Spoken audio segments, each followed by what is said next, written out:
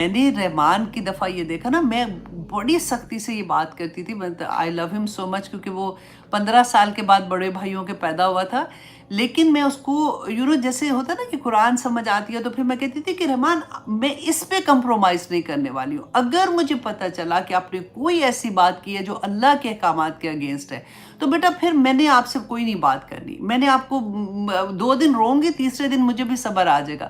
لیکن جب میں نے حضرت یعقوب علیہ السلام کا قصہ پڑھا تھا نا، پھر مجھے لگے کہ اللہ اکبر، کہ صبر کرنا ہے، بچوں کو چھوڑنا نہیں ہے، بچوں کے لیے دعائیں کرنا ہے اور بچوں کو نصیحتیں کرتے ہی رہنا ہے، ان کو بتاتے ہی رہنا ہے۔ آپ دیکھیں ہر جگہ پہ آپ کو ایک ہی چیز ملے گی کہ یعقوب علیہ السلام اپنے بچوں کو نصیحت کریں، بہانے سے نصیحت کریں، آخر میں کامیاب ہو ہی گئے تھے نا۔ تو یہی چیز ہم نے دیکھنی ہے۔ اور ایک اور بات آپ دیکھیے کہ کبھی بھی اپنے آپ کو اس طرح سے مت کہیے گا کہ مجھے ڈر، مطلب بچوں کو اور کتنا کہیں، کہتے ہوئے بھی اب گھبراہٹ ہوتی ہے، وہ سنتے نہیں ہیں۔ آپ دیکھیں کہ بچوں کو اور کوئی نہیں کچھ کہے گا، مجال ہے کہ کوئی ان کا دوست یا کسی کی ان کے دوستوں کی مدر یا رشتہ داروں میں سے کوئی، ایسے نہیں کوئی کسی کو کچھ کہہ سکتا سوائے ماں باپ کے۔ آپ کا فرض بنتا ہے کہ اگر بچوں کو کوئی ایسی چیز آپ دیکھتے ہیں، فار ایگزامپل بچوں کو دیکھتے ہیں آپ، انہوں نے آج کل تو یہی ہے نا کہ کپڑے ایسے پہنے ہوئے ہیں جو اللہ سبحانہ تعالیٰ کے احکامات کے اگینسٹ ہے، یا پھر پارٹیز ایسی میں وہ جا رہے ہیں جو جہاں پہ نہیں جانا چاہیے، یا شادیوں کے فنکشن ایسے کر رہے ہیں جیسے نہیں ہونا چاہیے، کہتے رہیں، کیونکہ اللہ سبحانہ تعالیٰ سے مدد مانگ کے کہتے رہیں کہ یا پاک پروردگار میری ربی شرح لی صدری ویسر لی امری، یا اللہ میں جب اس کو جو میں بات بتاؤں نا، اس کو یا اللہ اس کے سینے میں اتر جائے، اور انشاءاللہ اترے گی، کیونکہ اگر ماں باپ نہیں کہیں گے تو کوئی اور نہیں کہنے والا۔ کل کو ہم مر جائیں گے نا تو بچوں کو واللہ یاد رہے گا، وہ ضرور ان کو پتا ہوگا کہ میری امی نے اس وقت مجھے یہ کہا تھا، یا میری نانی اس وقت یہ کہتی تھی، یا میری دادی اس وقت یہ کہتی تھی، تو ان کے لیے آسانیاں ہو جاتی ہیں۔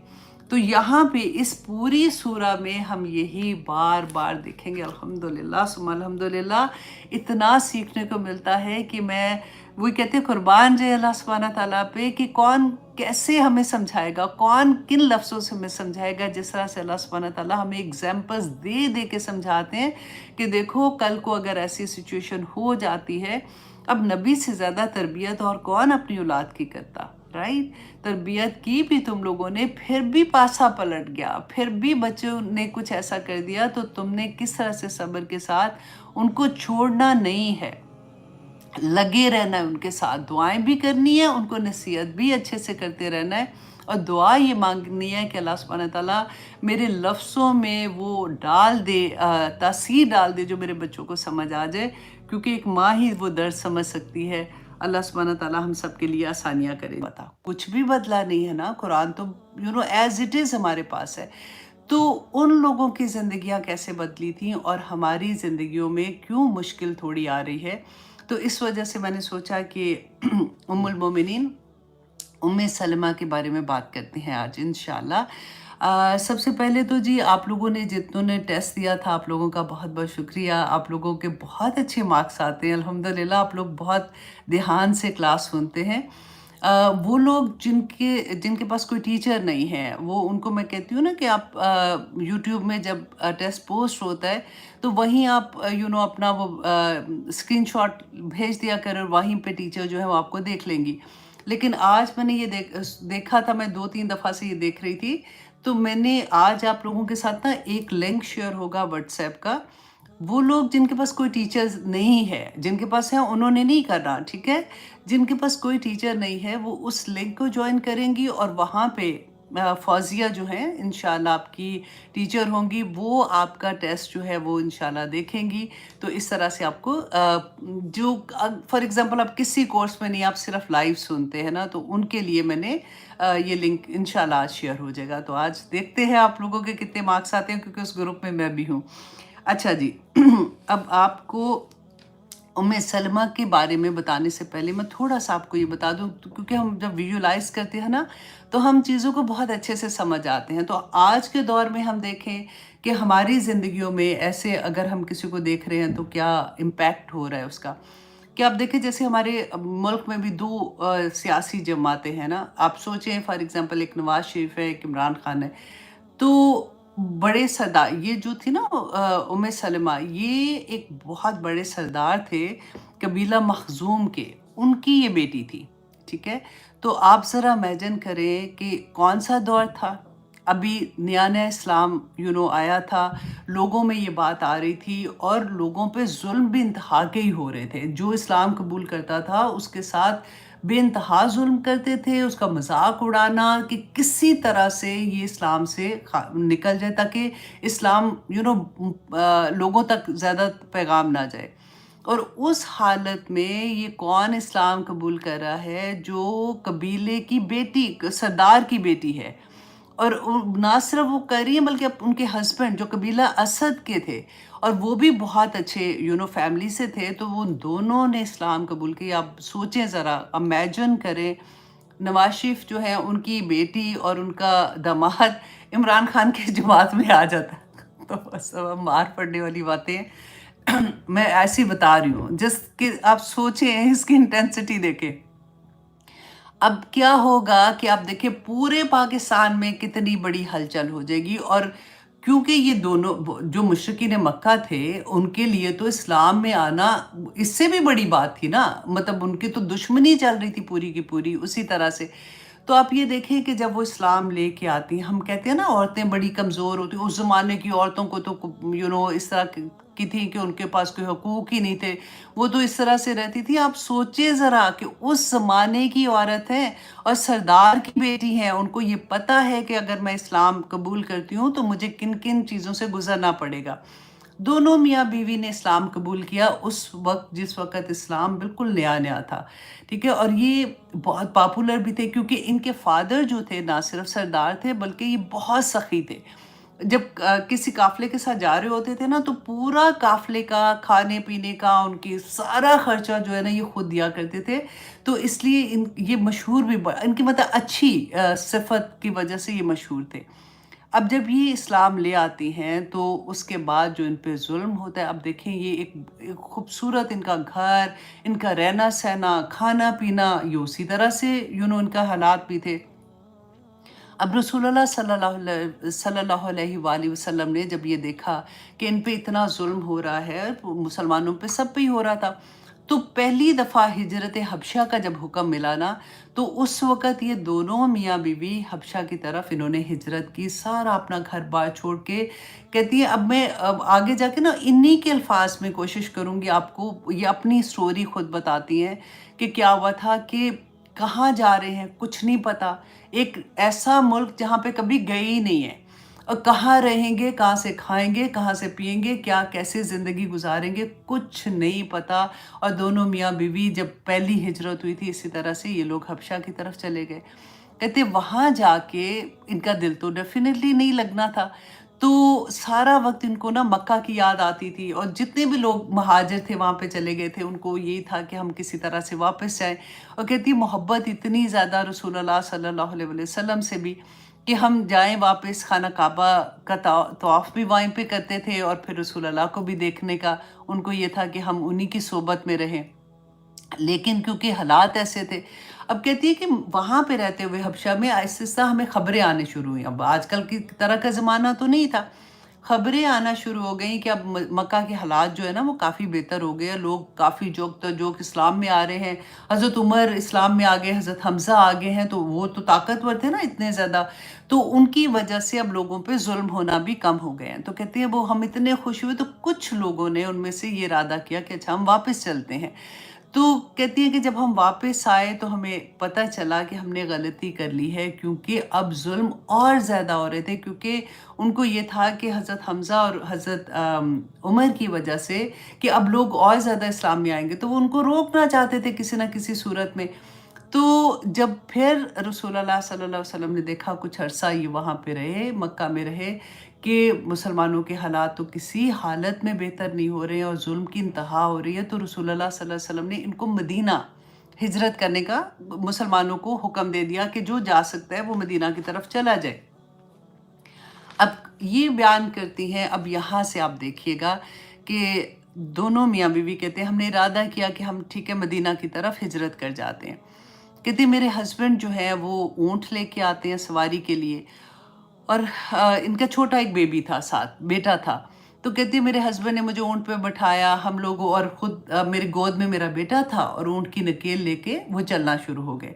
تو کہتی ہے ابھی ہم مکہ کی حدود سے باہر نہیں نکلے تھے کہ میرے قبیلے بنو مخزوم، میرے قبیلے کے لوگوں نے جب دیکھا تو انہوں نے آ کے لڑنا شروع کر دیا میرے ہسبینڈ سے، اور انہوں نے اونٹ کو روکا، سواری کو روکا کہ نہیں تم یہاں سے ایسے نہیں جا سکتے ہو، تم تو ہمارے دین سے پھر گئے ہو، لیکن یہ ہمارے قبیلے کی بیٹی ہے. اور یہ بھی یاد رکھیے گا کہ اس زمانے میں قبائل سسٹم تھا، کچھ بھی ہو جاتا تھا نا، قبیلے کا بندہ اگر غلط بھی ہوتا تھا تو وہ اس کے لیے بھی جان دینے کو تیار ہو جاتے تھے، پورے قبیلے کے لوگ.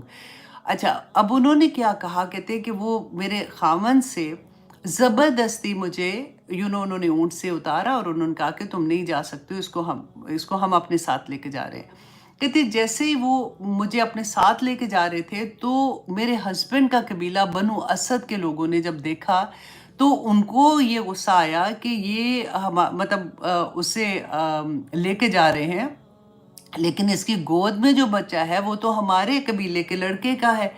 تو کہتی ہے کہ انہوں نے ان سے لڑائی کرنا شروع کر دی اور چھینا جپٹی شروع کر دی. ایک قبیلے کے لوگ میرے بچے کو ادھر کھینچ رہے تھے اور دوسرے قبیلے کے لوگ ادھر کھینچ رہے تھے.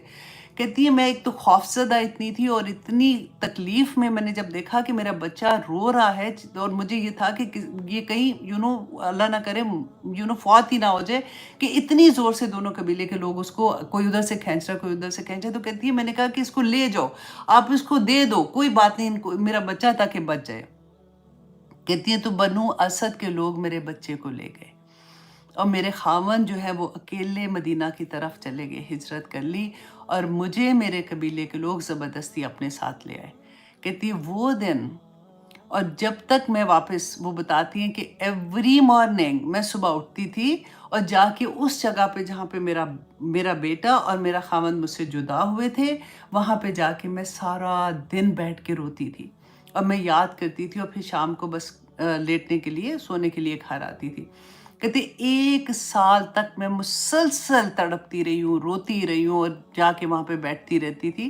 تو ایک دن میرے کزن نے دیکھا، بار بار وہ دیکھتا ہوگا کہ یہ آتی ہے یا پھر روتی ہے، پھر اس طرح ان کی حالت، جو آپ سوچو کہ رو کہ ان کی حالت کیا ہوئی ہوگی، تو اس کو ان پہ ترس آ گیا. اب دیکھیں جو کزن تھا وہ بھی تو سردار ہی فیملی کا تھا نا. تو کہتی ہے اس نے پھر جا کے اپنے قبیلے کے لوگوں سے یہ بات کی کہ دیکھو اب تم جانے دو. اب 1 سال میں غصہ بھی ان کا کم ہو گیا ہوا تھا کہ تم کیوں اس کو روکے ہوئے، اس کو جانے دو. تو وہ مان گئے.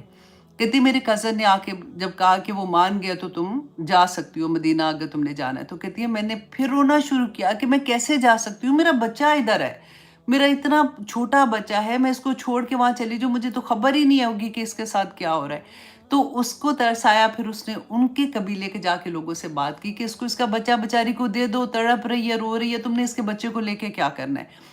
انہوں نے پھر باندھ لیا اس کا بچہ. جب ام سلمہ کہتی ہے کہ میرا بچہ جب انہوں نے مجھے واپس دیا تو اسی لمحے میں نے سواری کا بندوبست کیا اور میں اکیلی، کہتی ہیں کہ خدا قسم اس زمین پہ میرے اور میرے وہ معصوم چھوٹے بچے اور اللہ کے سوا کوئی نہیں تھا، اور اکیلی وہ نکل گئی مدینہ کی طرف. آپ سوچیں اس زمانے کی عورتوں کی جب ہم بات کرتے ہیں کہ کس قسم کی بہادر عورت تھی. تو کہتی ہیں کہ مجھے راستے میں پھر عثمان بن طلحہ ملے. انہوں نے پوچھا کہ تم کہاں جا رہی ہو، تم کون ہو، کہاں جا رہی ہو، اکیلی کیونکہ جا رہی تھی. تو کہتی ہے میں نے بتایا کس طرح سے میں اپنے ہسبینڈ میرے وہاں پہ مدینہ میں ہے تو میں ان کے پاس جا رہی ہوں. تو اس طرح سے سارا واقعہ میں نے بتایا ان کو. تو انہوں نے کہا کہ ٹھیک ہے میں تمہاری مدد کرنے کو تیار ہوں، میں تمہیں مدینہ تک چھوڑ کے میں پھر واپس آ جاؤں گا. تو کہتی ہیں کہ وہ بیان کرتی ہیں کہ وہ کہتی ہیں ام سلمہ کہتی ہیں کہ اللہ کی قسم پورے عرب میں اس سے زیادہ نیک دل و شریف انسان میں نے نہیں دیکھا. کتنے راتوں کا سفر تھا، رات کو وہ رکتے تھے، پھر صبح سواری پہ بیٹھتے تھے، پھر آگے چلتے تھے. اسی طرح سے کہتی ہیں کہ ہم لوگ مدینہ پہنچے اور میں اپنے ہسبینڈ سے ملی، اور وہ میری زندگی کا خوبصورت ترین دن تھا جب میں اپنے ہسبینڈ سے ملی اور ہم خیر سے اکٹھے رہنے شروع ہوئے. تو اس طرح سے جب یہ اپنے ہسبینڈ کو ملی ہیں تو ان کے ہسبینڈ جو تھے نا وہ بھی مطلب صحابہ میں بہت پاپولر تھے، بہت پسند کرتے تھے ان کو سارے۔ تو کہتی ہے کہ ہم ہنسی خوشی رہنا شروع ہوئے، پھر بدر کی جنگ اناؤنس جب ہوئی ہے تو میرے ہسبینڈ جو ہے وہ بدر میں گئے اور وہاں سے کامیابی کے ساتھ واپس آئے۔ اتنی مین وائل ان کی اور بھی اولاد پیدا ہو گئی۔ کہتی ہیں اس کے بعد احد کی جنگ ہوتی ہے، تو احد میں بھی ان کے ہسبینڈ شریک ہوتے ہیں، لیکن اس میں ان کے خاوند کو پاؤں پہ ایک ایسا زخم، کافی گہرا زخم ہوا۔ تو کہتی جب وہ واپس آئے، اس کا علاج کیا، اوپر سے زخم جو ہے وہ ہیل ہو گیا، لیکن کچھ سال کے بعد یا کتنے عرصے کے بعد کہتی وہ زخم جو اندر والا تھا وہ دوبارہ سے نکل آیا، اور اس کی ان کو بہت زیادہ تکلیف تھی، اور اسی تکلیف میں بیسیکلی ان کی وفات ہوئی 4 ہجری میں۔ اب کہتی ہیں کہ میرے ہسبینڈ جب بہت تکلیف میں تھے تو انہوں نے مجھے یہ بتایا کہ رسول اللہ صلی اللہ علیہ وسلم جو ہے انہوں نے بتایا تھا کہ جب بھی کبھی کوئی ایسی تکلیف میں ہوتا ہے کہ جب اس کو اللہ سبحانہ تعالیٰ نے کوئی نعمت عطا کی ہے اور اللہ سبحانہ تعالیٰ وہ نعمت اس سے لے لیتے ہیں، تو اس وقت اگر وہ یہ دعا پڑھتا ہے اِنَّا لِلَّهِ وَإِنَّا إِلَيْهِ راجعون اللہم اجرنی فی مصیبتی وخلف لی خیرن منہا۔ اچھا، یہ والی دعا جو ہے نا، یہ 2 طرح سے آپ کو ملے گی۔ ایک جگہ پہ آئے گا اجرنی بھی لکھا ہوا ہے اور وَأَخْلِفْ لِي بھی لکھا ہوا ہے، لیکن مطلب سب ایک ہی ہے، اس لیے مطلب چینج نہیں ہے کہ اِنَّا لِلَّهِ وَإِنَّا إِلَيْهِ راجعون اللہم اجرنی فی مصیبتی، اللہ سبحانہ تعالیٰ مجھے اس مصیبت میں جو میرے اوپر آئی ہے مجھے اس کا اجر عطا کرنا، وخلف لی خیرن منہا، اور مجھے بہترین نعم البدل، نعم البدل ویسے بہترین کو کہتے ہیں نا، کہ مجھے اس کا نعم البدل عطا کرنا، مطلب بہترین اجر دینا اس کا۔ ام سلمہ کہتی ہیں کہ جب میرے ہسبینڈ کو رسول اللہ صلی اللہ علیہ وسلم آتے تھے پوچھنے کے لیے، تماداری کے لیے آتے تھے، تو کہتی ہیں کہ ایک دن رسول اللہ آئے، ابھی وہ گھر واپس نہیں پہنچے تھے، کہ ان کو اطلاع ملتی ہے کہ وہ شہید ہو گئے، فوت ہو گئے۔ تو کہتی ہیں وہ واپس آئے، آ کے انہوں نے ان کی آنکھیں بند کی اور ان کا دفنانے کا سارا انتظام کیا۔ تو کہتی ہیں کہ فوراً ہی نا میرے ذہن میں وہ بات آئی کہ میرے ہسبینڈ نے مجھے کہا تھا کہ اللہ سبحانہ تعالیٰ جب ایسے سچویشن ہوتی ہے، کسی کی ڈیتھ ہو جاتی ہے یا پھر کوئی اتنی تکلیف ہوتی ہے، کوئی نعمت انسان سے چھوٹ جاتی ہے، تو اس وقت یہ دعا پڑھنی ہے۔ تو کہتی ہے میں دعا پڑھنے لگی نا تو میرا دل رک گیا، جیسے مجھے لگے کہ نہیں، میں نہ پڑھوں، مطلب میرا دل نہیں مان رہا تھا کہ میرے خاوند سے زیادہ اچھی چیز مجھے اس کا نعم البدل کیا مل سکتا ہے، مطلب مجھے نہیں مل سکتا جیسے۔ کہتی میرا دل نہیں مان رہا تھا، لیکن پھر بھی میں نے یہ دعا پڑھ لی۔ اور کہتی ہیں کہ اچھا اب کیا ہوا تھا کہ کہتی ہیں کہ میری عدت کا ٹائم ختم ہوا، تو اب صحابہ میں ایک غم کی لہر دوڑ گئی۔ سب کو یہ تھا کہ بچے چھوٹے ہیں، ان کی کفالت کی ذمہ داری کا اور ان کا کیسے سارا بندوبست ہوگا۔ تو کہتی ہیں کہ سب سے پہلے حضرت ابوبکر صدیق نے نکاح کا پیغام بھیجا، اور جیسے نکاح کا پیغام آتا ہے تو کہتی ہے میں نے انکار کر دیا، میں نے کہا کہ نہیں، مجھے نہیں کرنا۔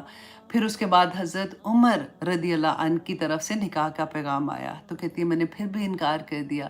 اور کچھ دیر کے بعد، کچھ وقفے کے بعد رسول اللہ صلی اللہ علیہ وسلم نے نکاح کا پیغام بھیجا، اور کہتی ہیں کہ میں نے ان کو یہ کہہ کے انکار جو کیا کہ دیکھیں میں اس لیے انکار کر رہی ہوں، 3 وجوہات۔ اب دیکھیے کتنی کیوٹ بات لگتی ہے کہ 3 وجوہات ہیں۔ نمبر 1 یہ کہ انہوں نے کہا یا رسول اللہ میں زبان کی تیز ہوں، مجھے ڈر ہے کہ آپ تو اللہ کے نبی ہیں، میری زبان سے کوئی ایسی بات نکل آئی تو میں تو گناہ گار ہو جاؤں گی، میری تو کوئی معافی کی گنجائش ہی نہیں بچنی، تو میں اس لیے آپ سے شادی نہیں کرنا، نکاح نہیں کرنا چاہتی۔ اچھا، نمبر 2 یہ کہ میرے بچے بہت چھوٹے ہیں۔ نمبر 3 یہ کہ میں اس لیے نہیں کرنا چاہ رہی کہ اب میری عمر بھی بڑی ہو گئی ہے، مجھے چاہت بھی نہیں رہی ہے شادی کی۔ اچھا، رسول اللہ صلی اللہ علیہ وسلم نے کیا جواب دیا؟ انہوں نے کہا کہ میں اللہ سے دعا کروں گا کہ اللہ تمہاری زبان میں عافیت دے دے اور زبان کی وہ تیزی ختم ہو جائے گی۔ اچھا، دوسری تمہاری پرابلم یہ ہے کہ تم کہتی ہو کہ عمر بڑی ہو گئی ہے، تو اب میری بھی عمر بڑی ہو گئی ہے، تو ایسا تو نہیں ہے کہ میں چھوٹی عمر کا ہوں۔ اچھا، نمبر 3 یہ کہ تمہارے بچے چھوٹے ہیں، تو انہی کی خاطر تو میں نکاح کرنا چاہتا ہوں کہ ان کی ذمہ داری لے سکوں، ان کی کفالت کی ذمہ داری میرے اوپر آ جائے گی۔ تو یہ جب جواب ملا تو میں سلمہ کہتی ہیں کہ میں نے مان لیا اور میرا پھر اس طرح سے نکاح رسول اللہ صلی اللہ علیہ وسلم سے ہو گیا۔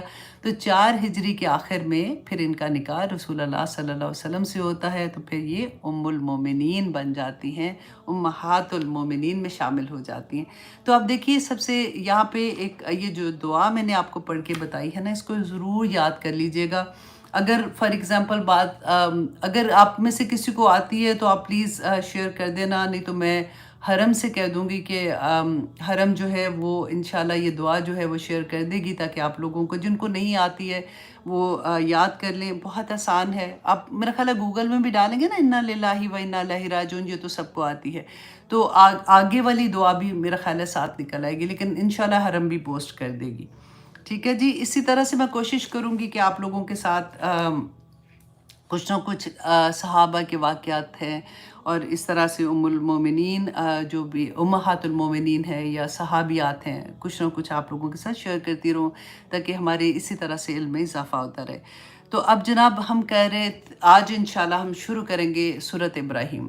سورۃ ابراہیم جو ہے نا، یہ ہے مکی دور کی بالکل آخری دور کی ہی سورہ ہے، اور یہ 2 ٹائم پہ نازل ہوئی ہے، آدھی آدھی جیسے نازل ہوئی ہے۔ اس میں آپ دیکھیں گے کہ آیت نمبر 35 ہے، جس میں اللہ سبحانہ تعالیٰ نے فرمایا کہ وَإِذْ قَالَ إِبْرَاهِيمُ، تو وہاں سے اس سورہ کا نام جو ہے یہ ابراہیم، سورۃ ابراہیم ہے۔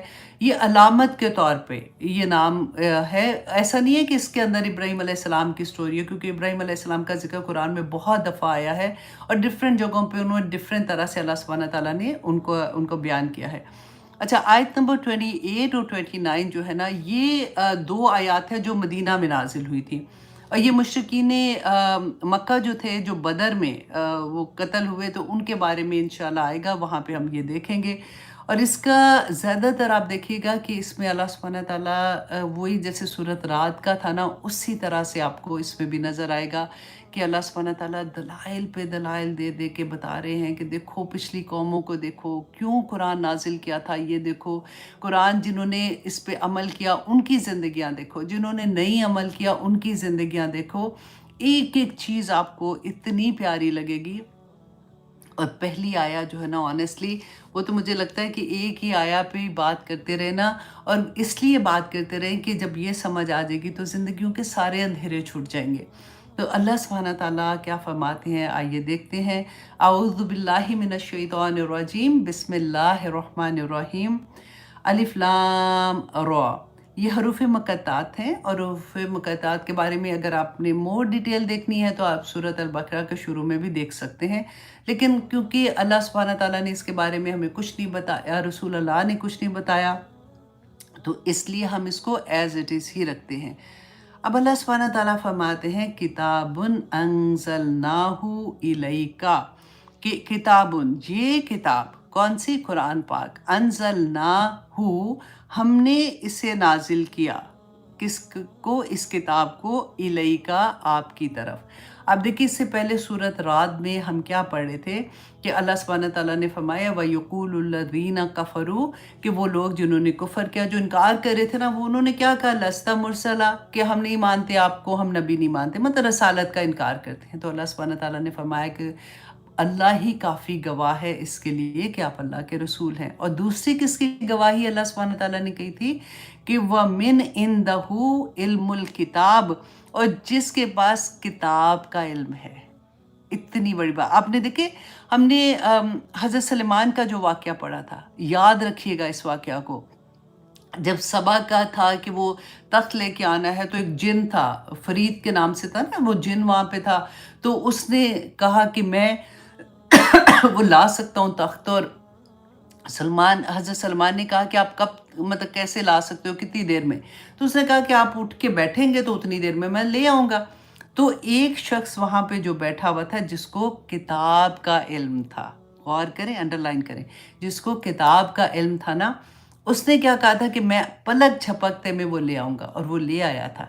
تو یہ کتاب میں اللہ سبحانہ تعالیٰ، اب یہاں پہ دیکھیے کہ اللہ سبحانہ تعالیٰ فرماتے ہیں کہ کتاب انزلناہ الیکا، کہ یہ کتاب جو ہم نے نازل کی آپ کی طرف۔ کیوں نازل کی؟ اب پہلے، اب اللہ سبحانہ تعالیٰ نے ریزن کیا بتائی ہے، उससे पहले आप अपने दिल से पूछें कि ये किताब जो है ये नाजिल होने की क्या रीज़न हो सकती है। हम लोग आजकल अपने इर्द गिर्द देखते हैं कि इस किताब के साथ हमने हमने एज अ मुसलमान हमने इस किताब के साथ क्या सलूक किया है। किताब कब खुलती है? जब किसी की डेथ हो जाती है, तो हम उस वक़्त ये किताब खोल के सबको इकट्ठा करते हैं और फिर हम ये किताब पढ़ते हैं और फिर हम ये करते हैं कि अच्छा फ़लाँ बंदा जो जिसकी डेथ हुई है ना, उसने भले ज़िंदगी में कभी कुरान ना खोला हो, लेकिन फिर हम फौत होने के बाद क्या कहते हैं, फ़लाँ मस्जिद वालों ने ना 25 कुरान उन्होंने दे दिए, हदिया किया, उसने 5 कुरान दिए, उसने 50 कुरान दिए, और फिर अनाउंस करते हैं कि जी दुआ के साथ-साथ कि इतने कुरान जो हैं वो इनके लिए हदिया आया है, तो इसको अल्लाह सुब्हानहू तआला बख्श दे। कुरान इसलिए नहीं नाज़िल हुआ था। कुरान किस लिए नाज़िल हुआ था कि दिस इज़ अ लाइहा अमल, कि हम अपनी ज़िंदगी में उस पे अमल करेंगे। हम अपनी ज़िंदगी में अमल करेंगे। और हम कब खोलते हैं? जब कोई चला जाता है इस दुनिया से ना, फिर हम खोल के बैठ जाएंगे। नंबर 2, हम कुरान कब खोलते हैं? कुरान खोलेंगे भी नहीं, लेकिन जब वो सरों पे रखते हैं ना, जब शादियों के बाद दुल्हन को रुखसत करते वक्त, और कभी हम ये देखते नहीं हैं कि उससे पहले हमने अल्लाह सुब्हानहू तआला की किस किस तरह से नाफरमानियाँ नहीं की हैं। जिस दिन से शादी शुरू हुई है, मेहंदी से लेके रुखसती तक, अब देखिए आजकल तो इतना कॉमन है कि, और तो बाकी तो डांसेस छोड़िए, अब तो दुल्हन खुद जब वो एंटर होती है तो पहले दूल्हा दुल्हन के जो डांसेस होते हैं, और ये सारा कुछ करने के बाद हमारी जुर्रत होती है, वल्लाही हमारी जुर्रत होती है कि फिर हम कुरान को सर पे रख के रुखसत करते हैं। हमने दीन का मजाक उड़ा के रख दिया। कभी आप देखिए कि फिर